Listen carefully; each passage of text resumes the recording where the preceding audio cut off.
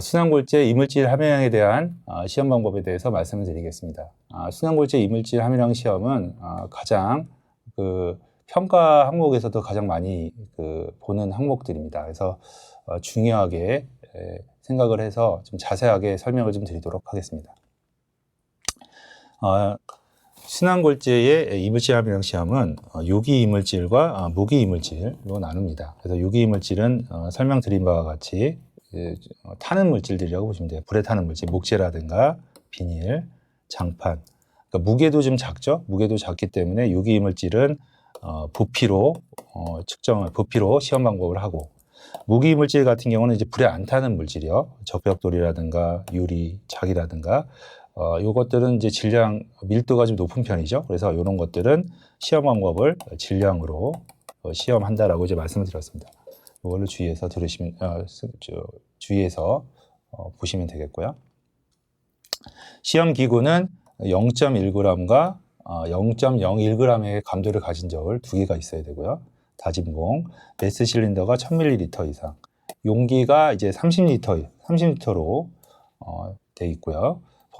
버니어 캘리퍼스, 그리고 강제 고등자가 되어 있습니다.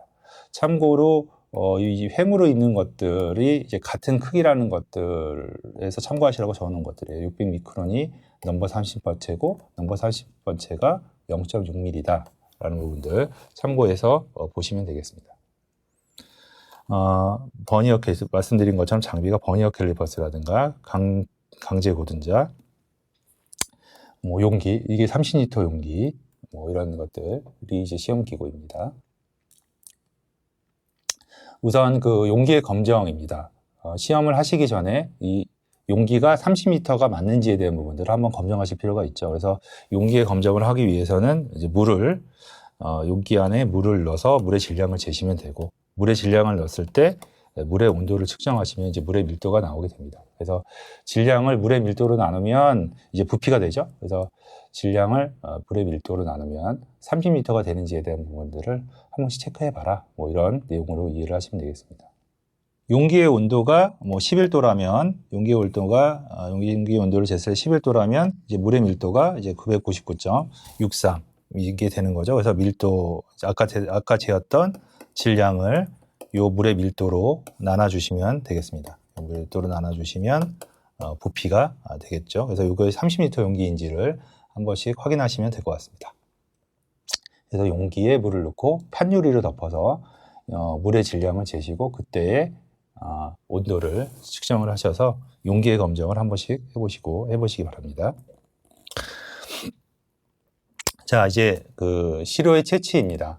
부피 측정을 위한 시료 채취 방법이죠. 부피 측정은 말씀드린 것처럼 가벼운 것들이기 때문에 부피 측정을 한다. 즉 유기이물질 시험 방법이라고 보시면 돼요. 유기이물질 시험 방법은 비닐이라든가 나뭇가지 이런 것들이라고 말씀드렸죠. 그래서 밀도가 가볍기 때문에 부피 측정으로 시험을 한다. 시료 채취 방법은 간단합니다. 시료 채취 방법에 대한 부분들은 3분의 1을 다지고 용기에 3분의 1을 넣고 다지고, 또 3분의 1을 넣고 다지고, 3분의 1을 넣고 다지고, 이게 이제 시료 채취 방법의 다입니다. 다. 시료 채취를 3분의 1을 넣고 3분의 1을 넣고 3분의 1을 넣고 다져서 이제 윗면을 고르게 고등날로 고른 다음에 큰 큰 팬에다가 한 두 개 정도 팬이 나옵니다. 그래서 이게 이제 시료의 채취 방법이다. 부피 측정을 위한 시료 채취 방법은 이렇게 3분의 1, 3분의 1, 3분의 1 이렇게만 하시면 시료 채취 방법을 하시는 거고요. 시료 채취를 하신 다음에는 이물질의 부피는 크게 이물질의 부피와 골재의 부피 두 가지를 먼저 구하셔야 됩니다. 그래서 먼저 이물질의 부피를 구하는 방법은 체가름을 실시하거나 두 가지 방법이 있는데요. 체가름을 실시하거나 육안으로 분리를 선별을 하거나, 대부분은 이제 금속재 판에다가 시료를 깔아서 육안으로 분리 선별을 많이 하고 있죠. 육안으로 분리 선별해서 목재라든가 플라스틱, 섬유 같은 유기 이물질을 선별을 합니다. 선별을 하고 2시간 동안 실온의 물에 침적시키고 1시간 동안 기건 상태에서 건조를 시킵니다. 2시간 동안 침적, 1시간 동안 공기 건조를 시킨 이물질을 메스 실린더로 부피를 측정한다. 이렇게 보시면 되겠습니다. 다만 불입을 방지하기 위해서 금속재 망을 이용할 수 있다. 다시 말씀드리면 순환골재의 이물질의 부피 측정 방법은 유기이물질과 골재의 이물질을 측정하는 거라고 말씀드렸죠. 그래서 유기이물질에 대한 선별은 먼저 체가름을 먼저 하시거나 넓은 펜에 육안으로 분리선별을 하거나 둘 중에 하나를 선택해서 이물질을 분리선별합니다. 분리선별한 물질을 2시간 동안 침적, 1시간 동안 공기건조를 해서 메스 실린더에 늘어난 부피를 잰다. 다만 그 유기이물질은 이 물에 불입이 될 수가 있죠. 가벼우니까. 그럴 때는 이 금속재 망을 사용해서 눌러가지고 정확하게 부피를 측정할 수 있다. 이런 내용으로 이해를 하시면 되겠습니다. 이물질의 부피 측정에 대한 부분들을 말씀을 드렸고요. 그럼 이제 순환골재의 부피에 대한 측정을 또 이제 하셔야겠죠. 순환골재에 대한 부피 측정은 중요한 게 수분 상태로 만들어라. 24시간 동안 실온에 물을 담가서 수분 상태로 만든다. 수분 상태로 만든다. 그리고 이 수분 상태로 만든 그 골재를 그 30리터 용기, 아까 검정한 30리터 용기로 측정을 해라. 이렇게 되어 있는 내용입니다. 그래서 30리터 용기가 이렇죠. 30리터가 용기가 이렇게 되어 있으면은 중앙에 물을 채우시고 강제 고등자를 위에다 올려서 여기까지의 길이를 버니어 캘리퍼스로 측정을 합니다. 그리고 골재를 넣으면 이만큼 수면이 위로 올라오겠죠. 이때까지의 또 길이를 측정을 해라.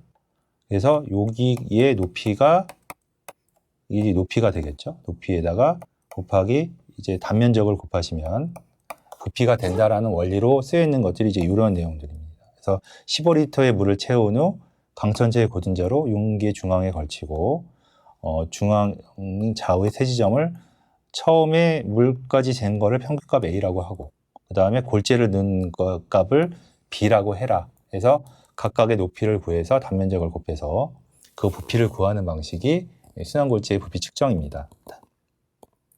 다시 한번 말씀을 드리면 수분 상태로 만들어라. 24시간 동안 수분 상태로 만든 골재를 30리터 용기에 물을 절반 채우고요. 절반 채우고 강체 고등자를 상단에 올리고 중앙, 좌우 세 지점에 대한 부분들을 상부에서 수면까지 길이를 재라.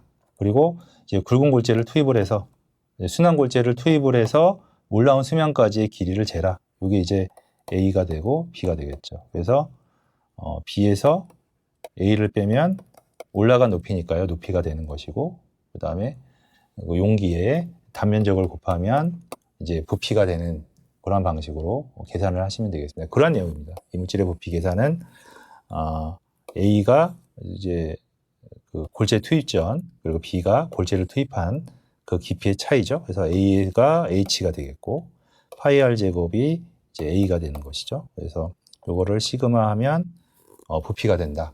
이렇게 이해를 하시면 되겠습니다. 그래서 각각의 저희가 이 이물질의 부피를 아까 구했었죠. 그리고 이제 순환골재의 부피를 구했었고 그래서 각각에 대입해서 유기의 이물질 함유량의 계산을 하시면 되겠습니다.